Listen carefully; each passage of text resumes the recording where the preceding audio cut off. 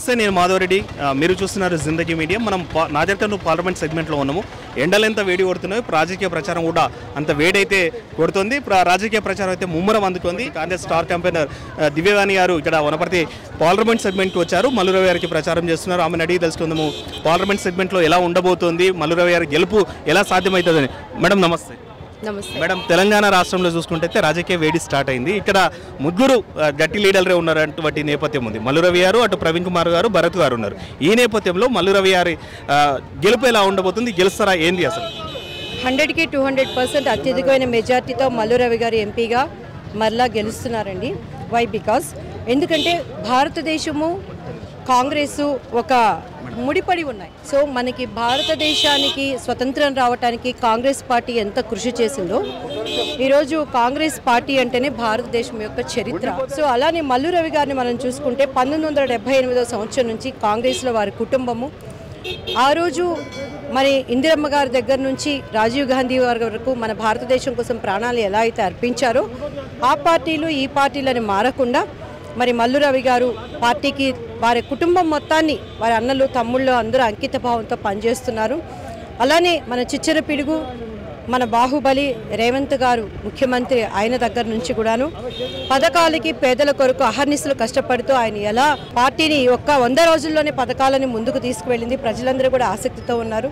ఈరోజు కేంద్రంలో ఉన్న కొంతమంది అనేకమైన పార్టీలు మతతత్వాల్లో గుళ్ళో ఉండాల్సిన దేవుని రోడ్డు మీదకి తీసుకొచ్చి ప్రజల ప్రాణాలతో వాళ్ళు స్వేచ్ఛకరమైన జీవితాలతో చెలగాటమాడుతుంటే, కాంగ్రెస్ పార్టీ మాత్రం 100% డెమోక్రసీని కాపాడుతూ అందరము మనకు సమానమనే ప్రేమను చూపించడం, ఈరోజు పేదల దగ్గర నుంచి కూడాను ధనికుల వరకు అర్థం చేసుకున్నారు. కాబట్టి అటు కర్ణాటకలో కానీ, ఇటు తమిళనాడులో కానీ, ఇటు తెలంగాణలో కానీ మరి కాంగ్రెస్ పార్టీ నార్త్ సైడ్ కానీ పుంజుకుంది.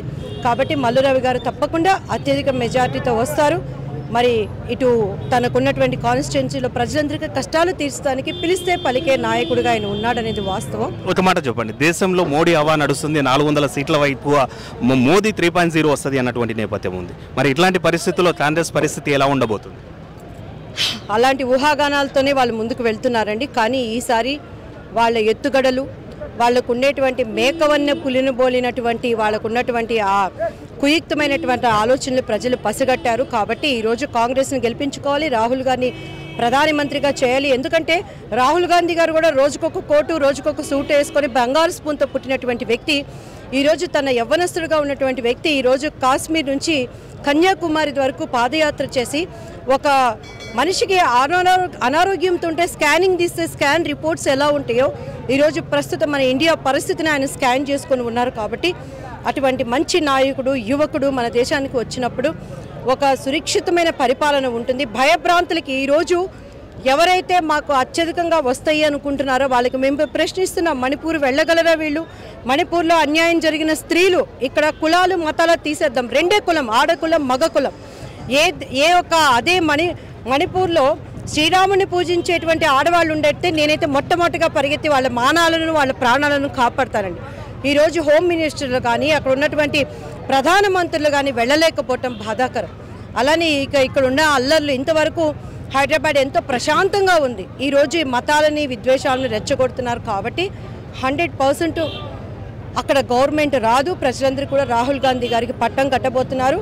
ఆయన మరి ముఖ్యంగా తెలంగాణలో 17కు 17 సీట్లు డెఫినెట్గా కాంగ్రెస్ విన్ అవుతుందనేది మా విశ్వాసం. ఈరోజు ఇండియా కూటమి అనేది 28 పార్టీలు 30 పార్టీలతో తయారైనటువంటి విస్తరాక్ అతుకుల బొంత. ఇట్లాంటి పార్టీ రేపు కేంద్రంలో ప్రభుత్వంలోకి వస్తే ఎన్ని రోజులు గవర్నమెంట్ ఉంటుంది అన్నటువంటిది వాళ్ళు చేస్తున్నటువంటి ప్రధాన విమర్శ. దీనిపైన మీ కామెంట్? అతుకుల బొంత అని మీరు ఎందుకు అనుకుంటున్నారు? అది ఒక అగ్ర పార్టీగా ఉన్నప్పటికీ కూడా మిగతా పార్టీని ప్రేమించే పార్టీ అని మీరెందుకు అనుకోకూడదు? కాబట్టి ఇది అతుకుల పార్టీ కాదండి. నేనే రాజు అని అనుకునే వాళ్ళు కాంగ్రెస్ పార్టీ కాదు.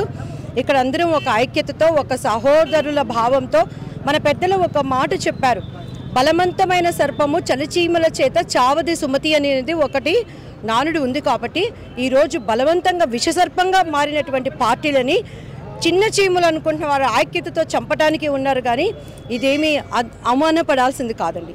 కాంగ్రెస్ పార్టీ ప్రేమపూర్వకంగా ఉన్నది కాబట్టి అన్ని పార్టీలని ఆహ్వానిస్తుంది. వీఆర్ ఆల్ వన్, మనందరం మనుషులు. సో డెమోక్రసీని కాపాడాల్సిన బాధ్యత ప్రతి ఒక్క పార్టీలు అనేవి పుట్టకొక్కుల్లాగా పుట్టుకొస్తూనే ఉంటాయి. కానీ కాంగ్రెస్ స్థానం ఎప్పుడు కాంగ్రెస్దే ఉంటుంది. కాంగ్రెస్ అంటేనే రైతులు, రైతులు అంటే కాంగ్రెస్, కాంగ్రెస్ అంటేనే పేదలు, పేదలు అంటేనే కాంగ్రెస్. కాబట్టి కాంగ్రెస్ యొక్క ఒక దృక్పథం ప్రజలు అర్థం చేసుకుని రాహుల్ గారికి ప్రధానమంత్రిగా పట్టం కడతారు. అలానే మన మల్లు రవి అన్న గారికి కూడా ఎంపీ సీటు తప్పకుండా ఆయన గెలుస్తారు. ఒక మంచి మంత్రి స్థానంలో పేదలందరికీ అన్నా అంటే నేను ఉన్నాననే విధంగా ఆయన ఉంటారు. ఇది నార్త్ కర్నూలులో మల్లు రవి గారు గెలుస్తారు. ఇక్కడ కేంద్రంలో కూడా రాహుల్ గాంధీ ప్రభుత్వం ఏర్పాటు చేస్తుందని దివ్యాని గారు చెప్తున్నారు. Thank you madam.